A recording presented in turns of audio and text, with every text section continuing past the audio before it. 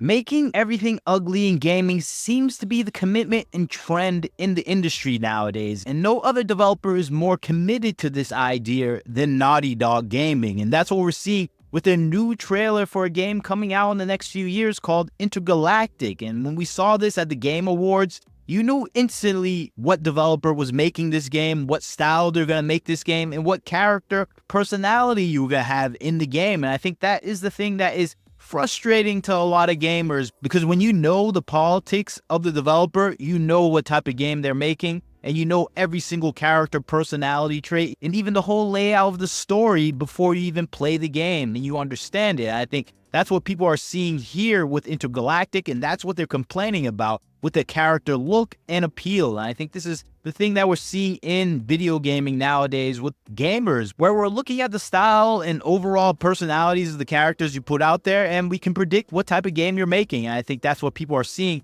with Intergalactic. They're seeing a progressively bent game that's going to focus on those ideals and philosophies that are oriented on racial and gender politics. We already see it with the shaved head. We already see it with the snarky boss girl mentality. We already see it in the mannerisms of the characters and the dichotomy of the characters that are being revealed. We see it with the actors that they're choosing. We see it with the tattoo placements and everything else related to how that character portrays themselves. And I think that's what we're seeing with Intergalactic. We're seeing something that we've seen before for the past 10 years, and especially this year in general, incessantly. And I think that is the thing that's angering the gamer base when it comes to this game, where we know what we're getting already and we're bored and tired of getting it. And I think Intergalactic is the prime example of this. It's probably the peak example of this, because it's coming from a company that produced one of the worst games that were steeped in these ideologies for the past 5 to 10 years. And I'm talking about The Last of Us 2, which brought us one of the worst games that were steeped in these progressive politics that we've seen so far at that time. Of course, there are many worse titles that have come out just this year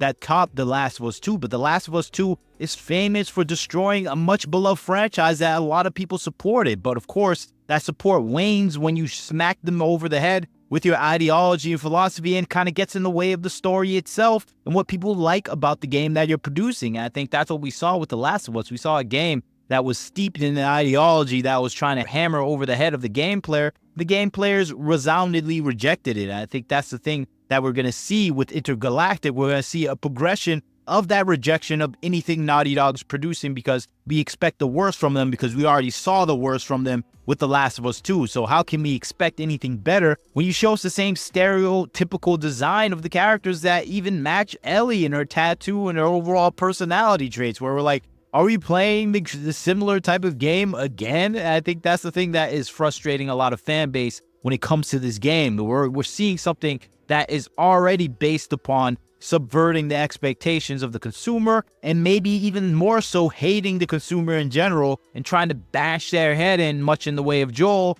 of an ideology that they're just not concerned about taking in. And I think that's what we're seeing with Intergalactic. We're seeing a rejection, at least from the fan base, of this game, because we've seen this before and it's becoming atypical of video gaming. I think this is the thing that frustrates me the most, where you take characters, where you take these actors who are usually beautiful in their own right, and I think we see that stark contrast with the actress that is playing this role, who has a similar ideology, so I don't think she minds what they're doing. She probably likes the uglification process because she probably feels like she has privilege, but this is the actress that is playing the role. You can obviously see the shape difference of her face and contours of her cheeks and everything else, where you can understand, okay, they probably rejiggered some parts of her face to make her even worse in the trailer. And I think that's the thing people are frustrated with. We know that Intergalactic is going to have that philosophy. We know it's going to have that personality traits, but having that ugly design is kind of a game killer nowadays, because we see it so often with games that are complete failures in the industry and indicate that the company itself is going in a direction that is more focused on politics rather than producing content that gamers actually want to play and consume. And you can see that trend with other AAA titles as they produce content in a similar way, with 3D character models that are uglifying the actresses that are playing those roles. And I think we see no better example than Horizon Zero Dawn, Fable, Spider-Man 2, Mass Effect, all these titles have done the similar thing that we've seen with Intergalactic, and it's just showing a trend of making everything uglier because that is their philosophy, at least when it comes to body positivity, at least when it comes to self-beauty, when it becomes self-identification of genders or anything else. It's become a process of degendering each character, each personality within a game, because that is the basis of their ideology itself. You just look at their overall process of producing Abby in Last of Us 2, and you can see them talking about their philosophies where they wanted to make Abby less female, less feminine, because they want to be more LGBTQ friendly to people of the trans community. And you can see that philosophy playing out through all their video games where you're going, okay,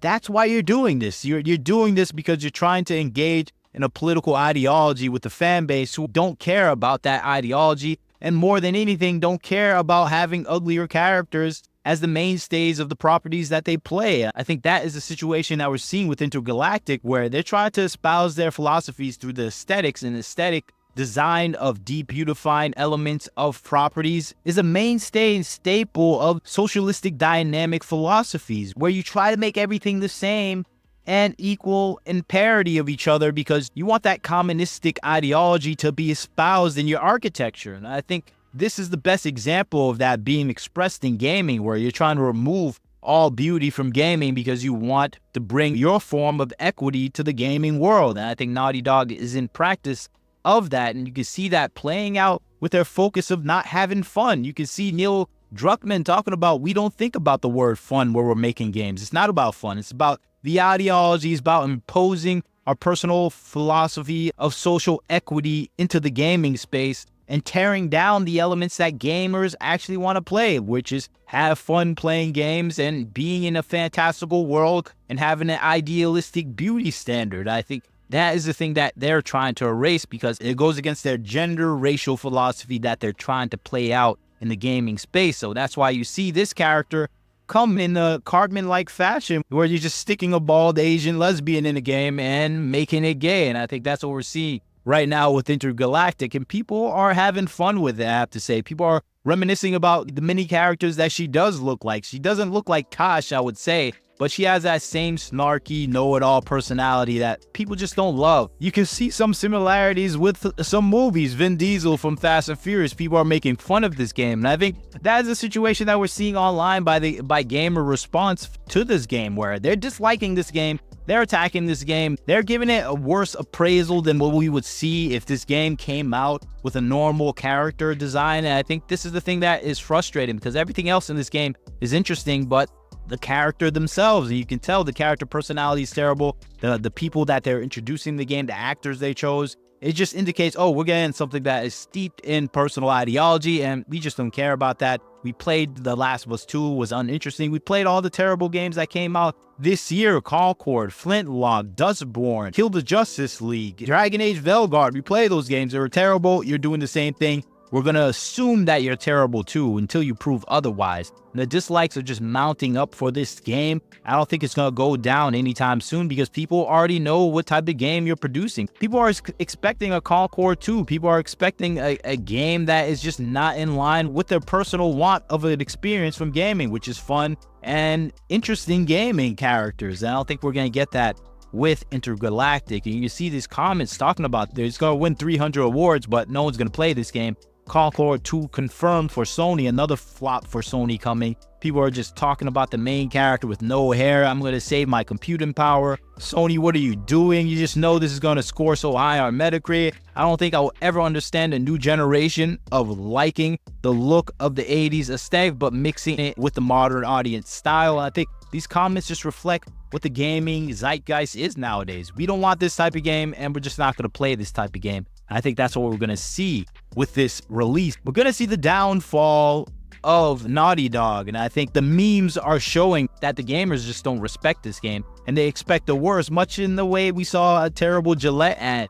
So I don't know what they can do. They can try to fix the game. We see some players adding some creative designs online to the character, which I think are reflective of what the gamers actually want to see from this character, where they'll be more interested if the character look a little bit normal, no more terrible trash tattoos that we usually see in Naughty Dog games. do something just more aesthetically pleasing to the eye, or just interesting and less snarky and annoying of a personality. And I think my best example of the slight improvements they could do to the character is this one, where of course she's smiling. People are gonna say, oh, women don't need to smile. Okay, but a smile actually endears the player towards the character. I think more than anything, they just gave her a better makeup job, where in a personality-wise, she just looks like a character you want to get involved with, where she doesn't have the hair or anything like that, but she looks like she's excited about the world she's in. While we look at the character that we're seeing in the trailer, she doesn't look excited about the world. She looks mad that you're trying to play the game that she's in, or that you're even involved with the game she's playing in, or the world she's playing in. And I think that's just not an inviting character. And I think that is the biggest discrepancy I see here. It can just all go down to personality, and I think it does, where you see this picture, I'm like, wow, okay, this is an interesting character. She has no hair, but if she's talking in such a way where she's giving out that she's a human being that you can relate to, I think that is the thing that would win over gamers. But of course, I think the writers of these games just don't have the skill or talent to produce this type of content. And so that's why I don't think we're going to get this type of character. But this is just my thoughts on the situation. I think Naughty Dog is setting itself up for a massive failure with this title. It's going to carry the weight of The Last of Us 2, where people just don't trust Naughty Dog anymore. People hate Neil Druckmann. I think ultimately we're going to see the end of Neil Druckmann with this game. If not this, The Last of Us 3 will be the biggest signal, because no one's going to buy The Last of Us 3. No one cares about any of the characters they can produce, and we don't care what new characters they can make, and we don't care about the old characters they have anymore. They kind of just push us off of any of the content that they are willing to create. And that is just my personal response to the situation. But maybe you disagree with me. You leave a comment, tell me what you think. Like, comment, share, subscribe. This is Wagner Knows Why. Catch you next time.